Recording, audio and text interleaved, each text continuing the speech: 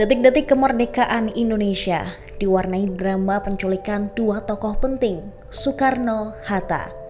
Keduanya diculik oleh para pemuda yang digambarkan berpakaian seram serta membawa pistol dan pisau.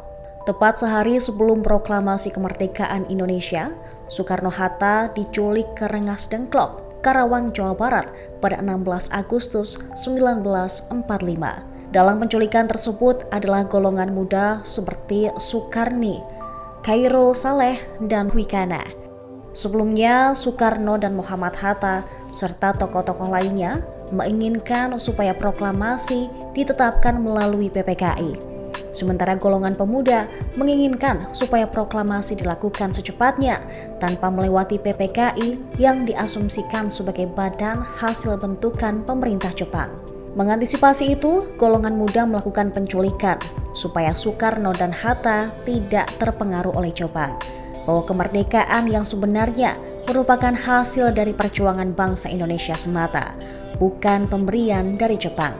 Pukul 3 pagi pada 16 Agustus 1945, Soekarno-Hatta dijemput golongan muda dari rumah masing-masing.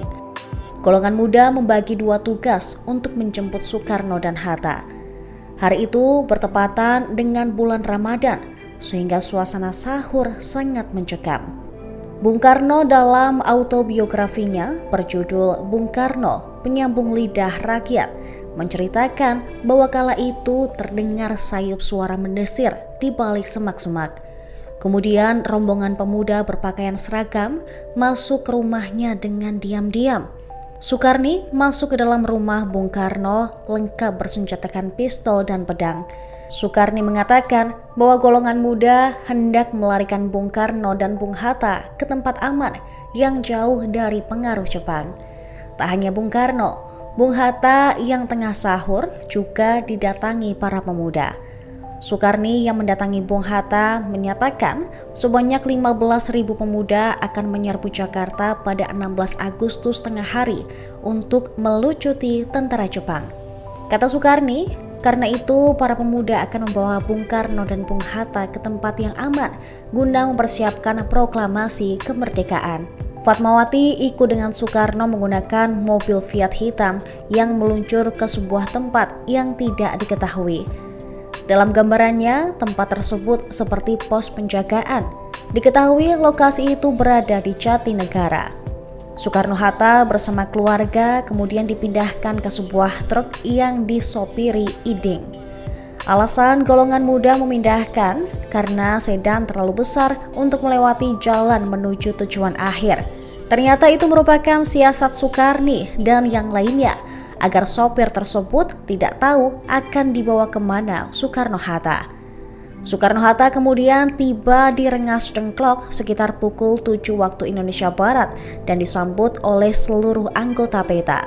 Dibawa ke rumah milik seorang pemimpin PETA Diau Kisyong, Rengas Dengklok agar mudah mendeteksi pergerakan tentara Jepang jika menuju tempat itu.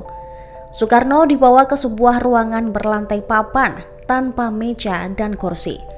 Hanya ada tikar pandan.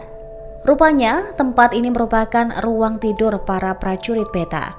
Namun selama kedua tokoh itu berada di Rengas Dengklok, revolusi besar-besaran yang diharapkan para pemuda tak kunjung terjadi. Akhirnya Bung Karno dan Bung Hatta berhasil meyakinkan para pemuda untuk membawa mereka kembali ke Jakarta.